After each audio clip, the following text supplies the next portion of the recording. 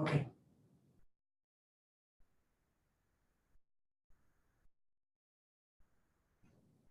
Then you can share it from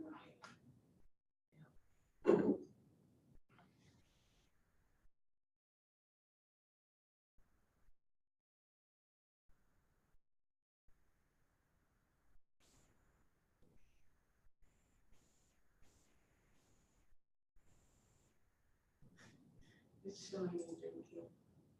Download should start automatically in a few seconds. If not, download here should do that.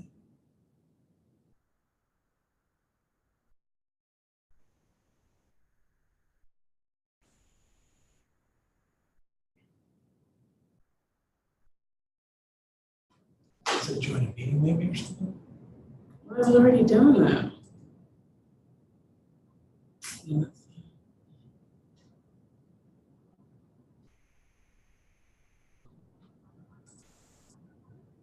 Yes.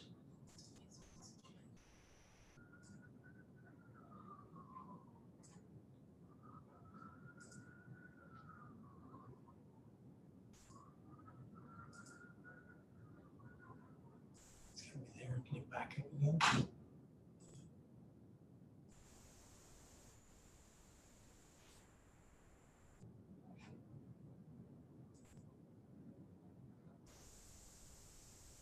Oh wait, it's here. Here it is. Okay. I see. 259. Yeah, we got. Hi everybody. We're just figuring out how to share our screen. So give us a moment. We're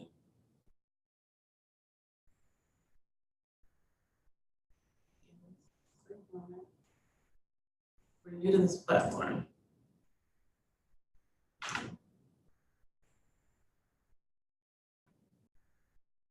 Oh, the recording is paused. How do we switch the background?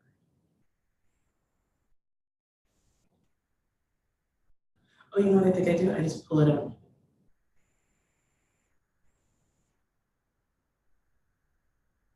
No, it's not happening. What am I missing?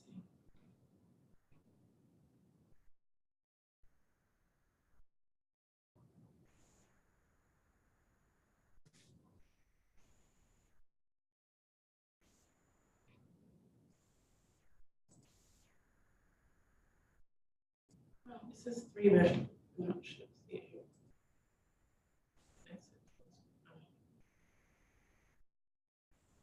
I like legit don't see how you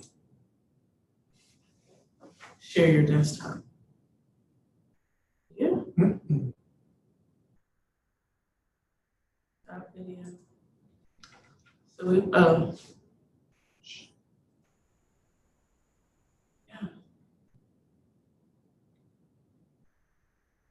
That's it, yeah. Oh. Okay.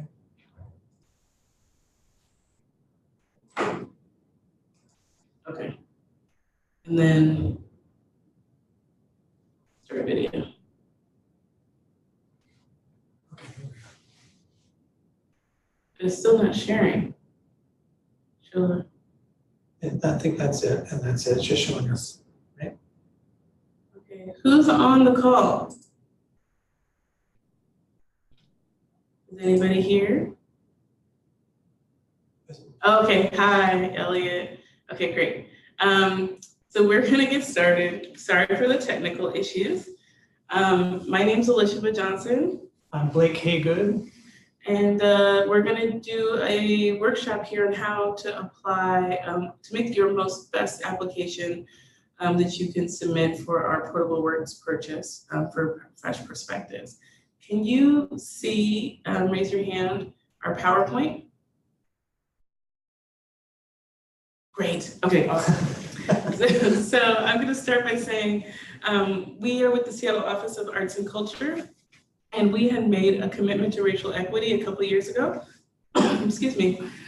So I'm just going to read a little bit of our racial equity statement that the Seattle Office of Arts and Culture commits to an anti-racist work practice that centers the creativity and leadership of people of color, those most impacted by structural racism, to move towards systems that benefit us all.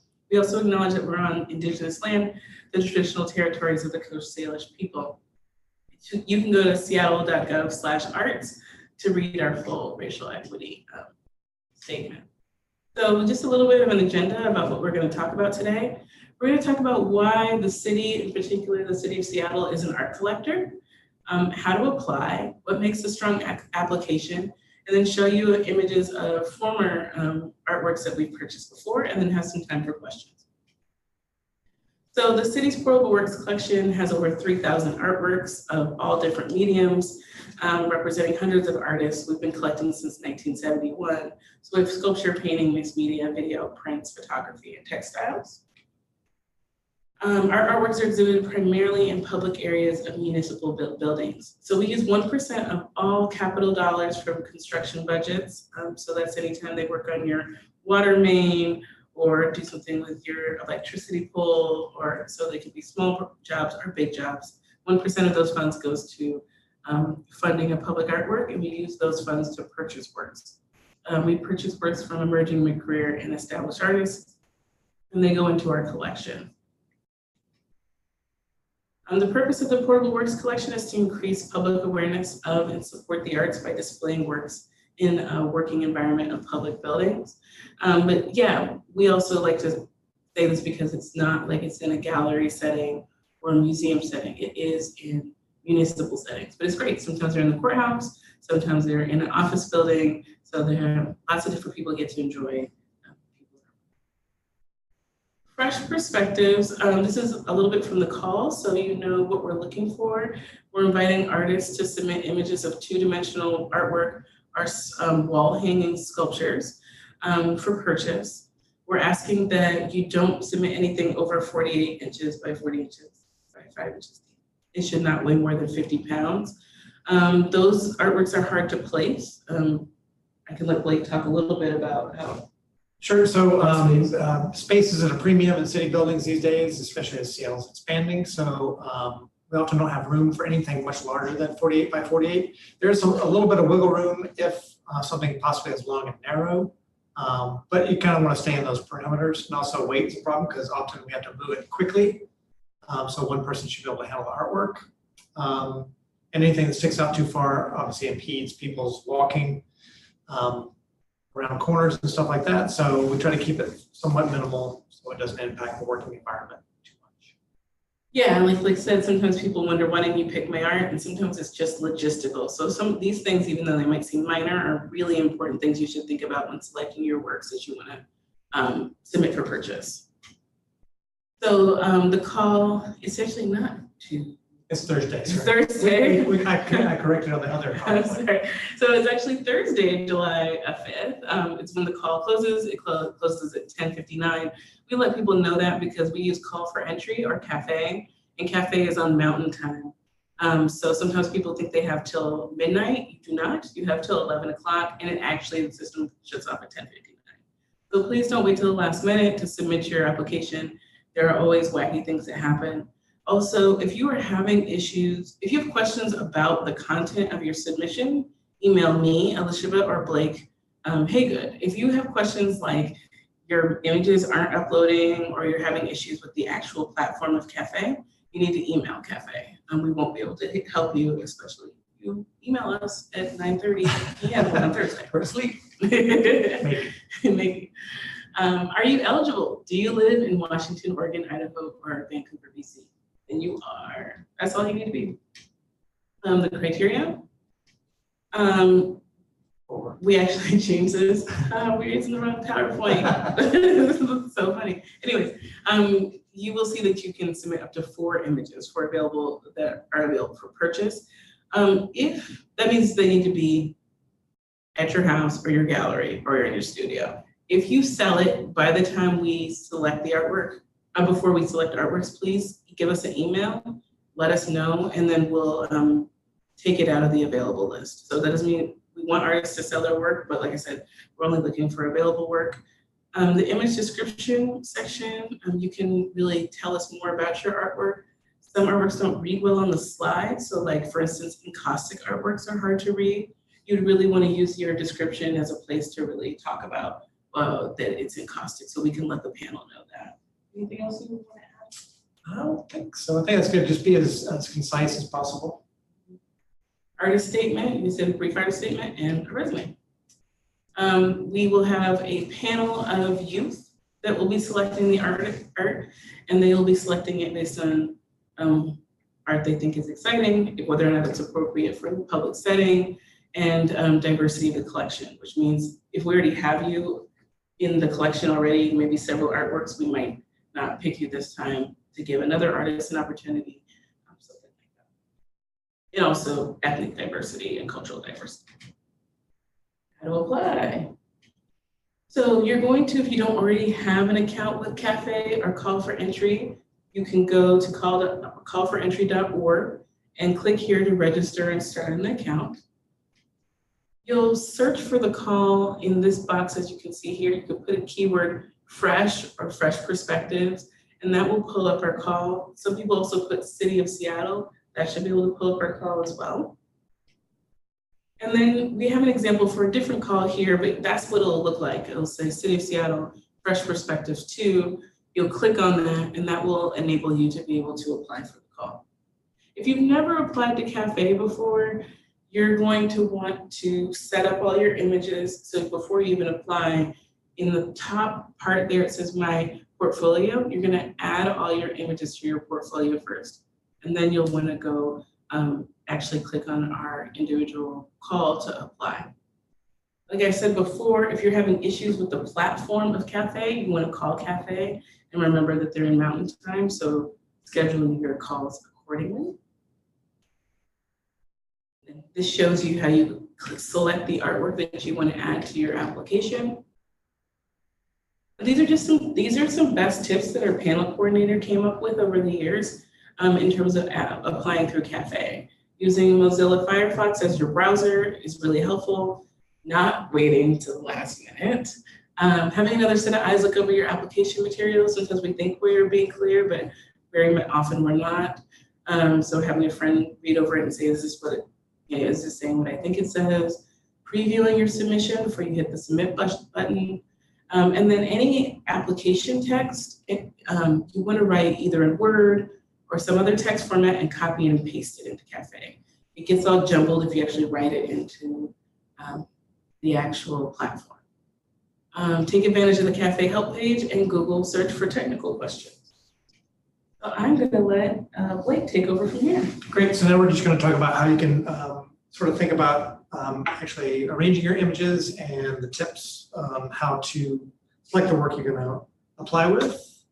Like we said, the size matters. So 48 by 48 by 5 inches for paintings, and then small wall hanging sculptures. So if they stick out too far, it's a problem. We have very few big walls. So that's why we sort of set limitations there. So stick to medium-sized stuff. It's a good rule of thumb. We'll frame everything, so nothing has to be framed unless it's integral to the artwork itself, and that's totally fine. So if the frame is part of the artwork, then please keep it on there. But if it work on paper or a painting or whatever, or even a sculpture, we'll take care of the presentation part of it. So you don't have to worry about that. We actually work at King Street Station, which is pretty amazing. So we have lots of art around, but the Seattle Municipal Tower is somewhat corporate, kind of gray, white walls, sometimes boring walls. So don't be afraid of showing us colorful work if you have it. That doesn't mean that we don't collect stuff that's monochromatic, but employees really respond to colorful work. Think about price point. So we only have a limited amount of money for the budget. So we tend to like to collect more if we can. So I think we've talked, Liz and I have talked about the previous, like 5,000. It's sort of a high end for us, and stuff lower than that's great because we like to collect the series if you have it. Do you have any other?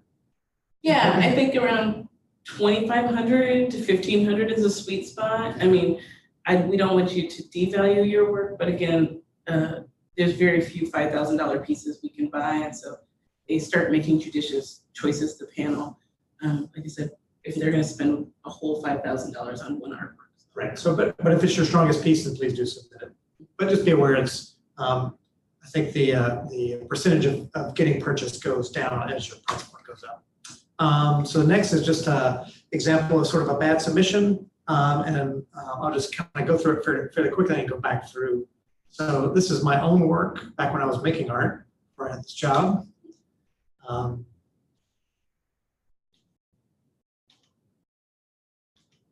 Pretty quick, so I'm going to go back through. So what I'm showing an example of here is the flow of these images is not very good. So even if your artwork is very strong individually, you want to make sure it flows together well. Since you're only doing 4 images, you want to make sure it's pretty coherent. So here we have a print or a drawing and a sculpture, and then the next one is like another drawing, a print. So it's sort of jumbled, so it doesn't have a good flow to it. So just be aware of the images you've selected. Make sure they kind of go together. And I always like to say, start with a strong image and finish with a strong image graphically, and then you can put some more subtle stuff in between, because we don't look at images very long because we've got lots of submissions, so you got to grab attention pretty quickly.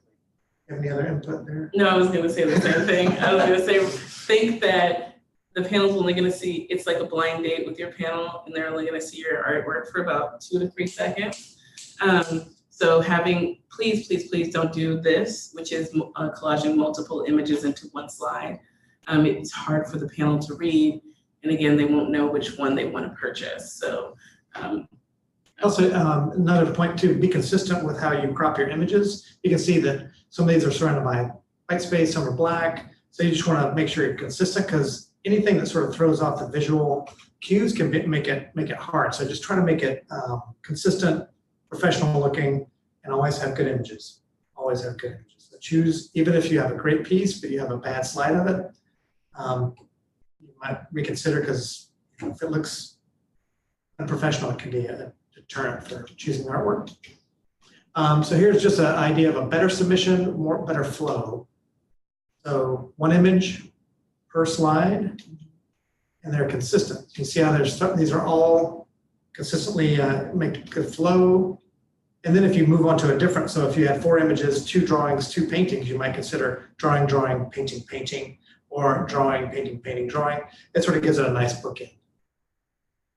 All right, so I think that's pretty clear. Anything on this there, Liz? no. Okay, so we manage 3,000 pieces in our collection. So we've been collecting since the 70s. So we've got a bunch of art that we've collected that is hard to place, that employees don't particularly like. Also, it's just often content. So this doesn't mean it's bad, it's just difficult to place in a work setting. We have to realize people don't, we choose to have a job, but we have to go to the job. So that means we don't have a choice in what's on the wall sometimes. So that could be, we have to take into the employee's space into account. Cool pictures, but workers do not want to stare at urinals all day.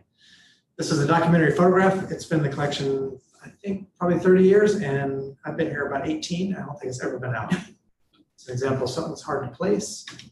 People are scared of naked people. So even though this is a pretty innocent picture, anything with nudity is very difficult to place in a professional setting, at least right now. So kind of stay away from nudity. Naughty bits. So this is, even though this is not a real person, very hard to place because it's hard. People have a hard time looking at this during work hours. This has it all: religion, wound, a bone. Even though it's a pretty cool painting and references lots of art historical stuff, it very rarely goes out just because many people find it disturbing. Religion is also hard because we have a very diverse workplace, so it's really hard to meet everybody's ideas on that, on sort of the religion front. Drinking, smoking, stuff like that's also hard. Scary, that's even a harder one. So this one doesn't go out much just because it seems kind of scary. So we have, that doesn't mean you can't sort of push the limits, but we do have some places like courtrooms and other sensitive conference rooms where people that might have emotional duress meet. So we have to be careful with that, where we place things. So, and people might be in a high stress work environment. So it's good to sort of keep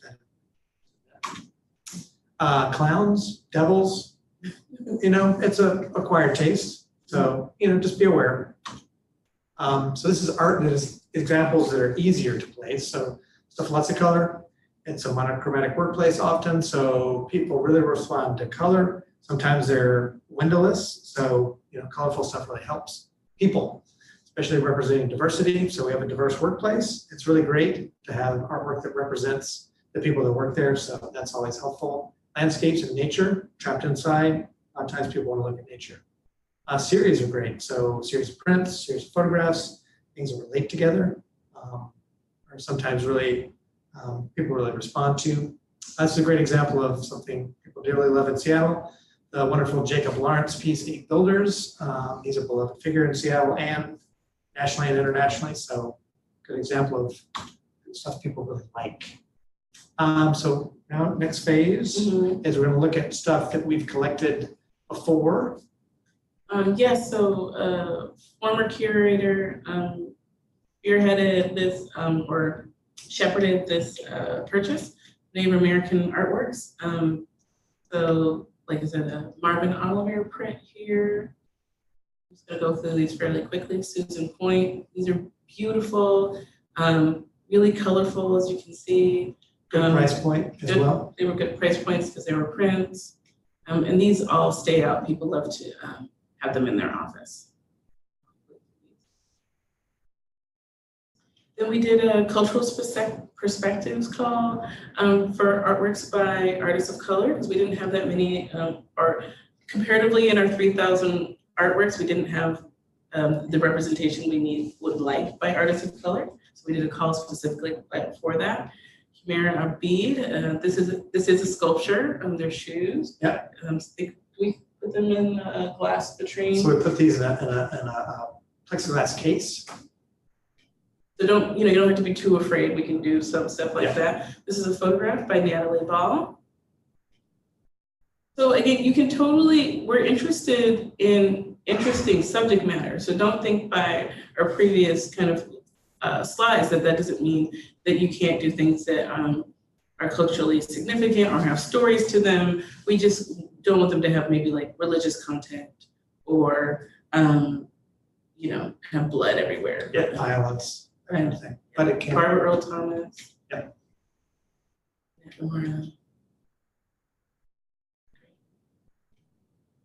This was a Fresh Perspectives purchase from last year. So this is what a panel of young people selected last year. Kamari Bright photograph. Jessica Bagley. This is a drawing. Lauren Ida. These are cut out paper with wash color behind. The photograph by Jennifer Zwick. Painting. So you can see there's lots of color, lots of ethnic diversity of medium. So lots of different choices. Naomi Shizaka. This is a mixed media piece. Your menu.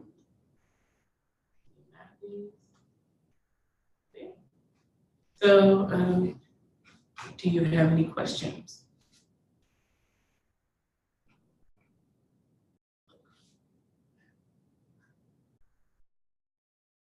Maybe not. It might have been pretty self-explanatory. Yeah. Cool. Well, if you have questions, you can email Blake or I at the email addresses below. Let us know what you, any questions you have. And it's due Thursday, July 5th at 10:59 p.m.